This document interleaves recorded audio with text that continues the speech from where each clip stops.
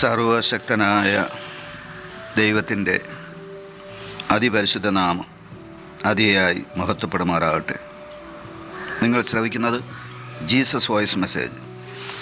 എല്ലാ ശ്രോതാക്കൾക്കും കർത്താവായ യേശു ക്രിസ്തുവിൻ നാമത്തിൽ സ്വാഗതം. അല്പസമയ ധ്യാനത്തിന് ഒരു തിരുവചനം വായിക്കുന്നു. അപ്പോസ്തലനായ പൗലോസ് ഗലാത്യർക്ക് എഴുതിയ ലേഖനം അധ്യായം 5 14 തിരുവചനം. കൂട്ടുകാരനെ നിന്നെപ്പോലെ തന്നെ സ്നേഹിക്കണം എന്നുള്ള ഏകവാക്യത്തിൽ ന്യായപ്രമാണം മുഴുവനും അടങ്ങിയിരിക്കുന്നു. കർത്താവിൽ പ്രിയരെ, നാം വായിച്ചു കേട്ട അപ്പോസ്തലനായ പൗലോസ് ഗലാത്യർക്ക് എഴുതിയ ലേഖനം 5 അധ്യായം 14 തിരുവചനത്തിൽ ദൈവത്തിൻ്റെ ന്യായപ്രമാണത്തിൻ്റെ സംഗ്രഹമാണ് നാം കാണുന്നത്. ന്യായപ്രമാണത്തിൽ നൂറുകണക്കിന് ആജ്ഞകളുണ്ട്. മർത്യൻ അനുസരിച്ച് നടക്കേണ്ട പ്രമാണങ്ങളുണ്ട്, കൽപ്പനകളുണ്ട്, ഉപദേശങ്ങളുണ്ട്, പ്രബോധനങ്ങളുണ്ട്, അതുപോലെ നിർദ്ദേശങ്ങളുണ്ട്, ചട്ടങ്ങളുണ്ട്. ഇതെല്ലാം ചേർത്ത് നൂറുകണക്കിന് അരുതുകൾ ന്യായപ്രമാണത്തിലുണ്ട്. അരുതുകളെന്നാൽ ചെയ്യരുത് എന്ന് പറഞ്ഞിരിക്കുന്ന കാര്യങ്ങൾ.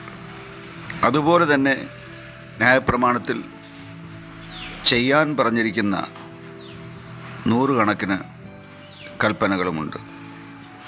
എന്നാൽ ഇങ്ങനെ നാം നോക്കുമ്പോൾ നൂറുകണക്കിന് അരുതുകൾ, നൂറുകണക്കിന് ചെയ്യാൻ മർത്യൻ കടമപ്പെട്ടിരിക്കുന്ന കാര്യങ്ങൾ, ഇതെല്ലാം ചേർത്ത് ഒറ്റ വാക്യത്തിൽ സംഗ്രഹിക്കാം. അതാണ് നാം വായിച്ചു കേട്ട കൂട്ടുകാരനെ നിന്നെപ്പോലെ തന്നെ സ്നേഹിക്കണം എന്നുള്ളത്. സ്നേഹമെന്ന പുണ്യമാണ് ഇവിടെ നാം കാണുന്നത്. നിലനിൽക്കുന്ന 3 കാര്യങ്ങളിൽ ഏറ്റവും പ്രധാനമുള്ളതാണ് സ്നേഹം. നിലനിൽക്കുന്ന 3 കാര്യങ്ങൾ നമുക്കറിയാം: വിശ്വാസം, പ്രത്യാശ, സ്നേഹം. ഇതിൽ വലുതാണ് സ്നേഹം. ഈ സ്നേഹം ന്യായപ്രമാണത്തിൻ്റെ ആകെ തുകയാണ്, അഥവാ സംഗ്രഹമാണ്. ഇനി ഈ വചനത്തിൽ പറഞ്ഞിരിക്കുന്ന കൂട്ടുകാരൻ ആരാണ് എൻ്റെ കൂട്ടുകാരനെന്നുള്ള യേശുവിനോടുള്ള ഒരു മനുഷ്യൻ്റെ ചോദ്യത്തിന് യേശു നൽകിയ മറുപടി ഇതായിരുന്നു. ഒരു മനുഷ്യൻ ജെറുസലേമിൽ നിന്ന് എരിഹോയിലേക്ക് പോകുമ്പോൾ അവൻ കള്ളന്മാരുടെ കരങ്ങളിൽ അകപ്പെട്ടു. അവർ അവനെ മർദ്ദിച്ച് അവശനാക്കി. അവൻ്റെ കയ്യിലുണ്ടായിരുന്ന സകലതും അപഹരിച്ച് പ്രാണാവസ്ഥയിൽ വിട്ടേച്ചു പോയി. ശേഷം 3 മനുഷ്യർ അതുവഴി കടന്നു വരികയാണ്. ഒരു ദൈവാലയത്തിലെ പുരോഹിതനും ലേവ്യനും അതുപോലെ ശമരിയക്കാരൻ. ഇവർ എന്താണ് ചെയ്യുന്നത്? പുരോഹിതനും അതുപോലെ ലേവ്യനും കണ്ടിട്ട് കാണാത്തതുപോലെ കടന്നു പോകുമ്പോൾ ശമരിയക്കാരൻ അവൻ്റെ അടുക്കൽ ചെന്ന് അവന് പ്രഥമ ശുശ്രൂഷ നൽകി അവനെ ആശുപത്രിയിൽ കൊണ്ടെത്തിച്ച് തുടർ ചികിത്സയ്ക്ക് ആവശ്യമായ എല്ലാ കാര്യങ്ങളും ക്രമീകരിക്കുകയാണ്, ചിലവ് വഹിക്കുകയാണ്. ഇനി അധികം ചിലവിട്ടാൽ ഞാൻ മടങ്ങി വരുമ്പോൾ നൽകാമെന്നും പറഞ്ഞാണ് ആ ശമരിയക്കാരൻ കടന്നു പോകുന്നു.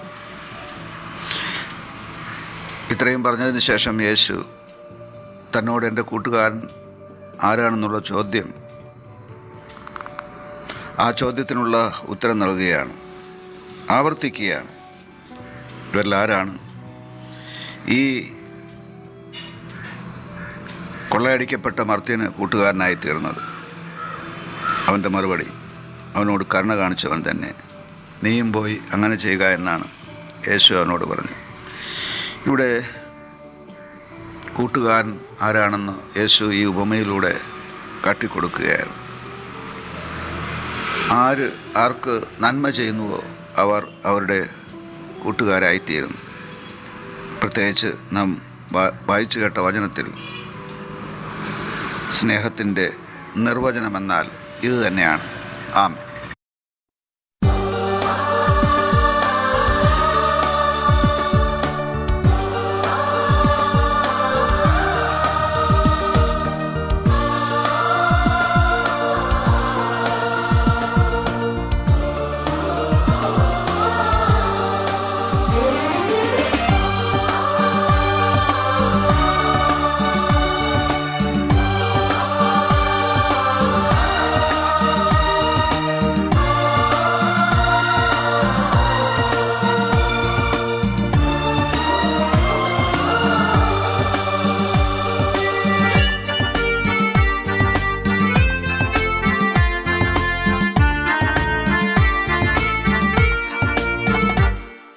ആകാശം മാറും, ഭൂതലവും മാറും, ആദിമുതൽക്കേ മാറാതുള്ളത് നിൻ വചനം മാത്രം. കാലങ്ങൾ മാറും, രൂപങ്ങൾ മാറും, അന്നും ഇന്നും മായാതുള്ളത് തിരുവചനം മാത്രം. വചനത്തിന്റെ വിത്ത് വിതയ്ക്കാൻ പോകാം, സ്നേഹത്തിന്റെ കതിരുകൾ കൊയ്യാൻ പോകാം. വചനത്തിന്റെ വിത്ത് വിതയ്ക്കാൻ പോകാം, സ്നേഹത്തിന്റെ കതിരുകൾ കൊയ്യാൻ പോകാം. ആകാശം മാറും, ഭൂതലവും മാറും, ആദിമുതൽക്കേ മാറാതുള്ളത് നിൻ വചനം മാത്രം. കാലങ്ങൾ മാറും, രൂപങ്ങൾ മാറും, അന്നും ഇന്നും മായാതുള്ളത് തിരുവചനം മാത്രം.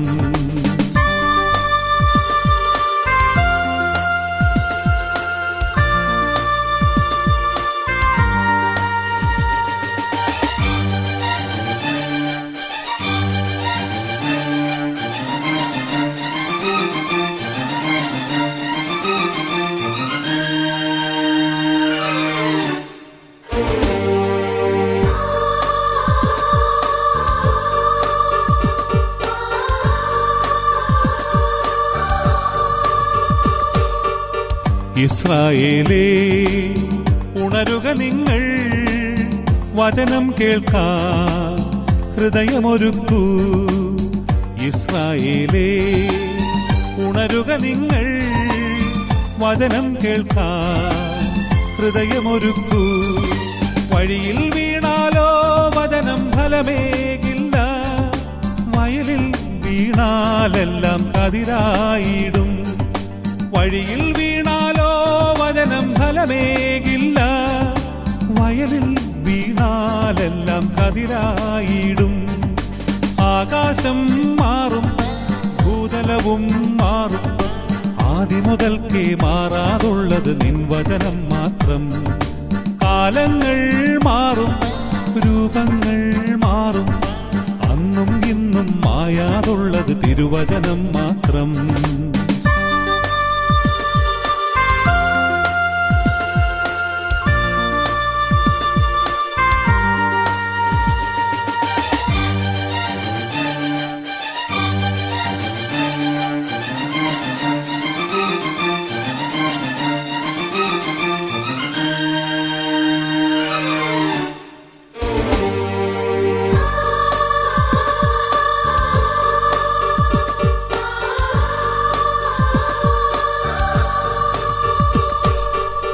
വയലേലകളിൽ കതിരുകളായി വിള കൊയ്യാനായി അണിചേർന്നിടാം.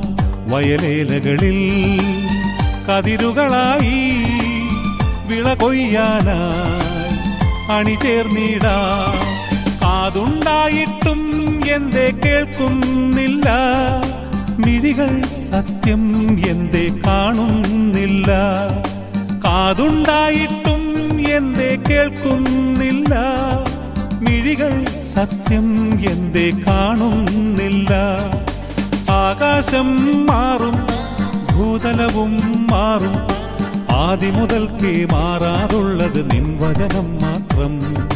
കാലങ്ങൾ മാറും, രൂപങ്ങൾ മാറും, അന്നും ഇന്നും മായാതുള്ളത് തിരുവചനം മാത്രം.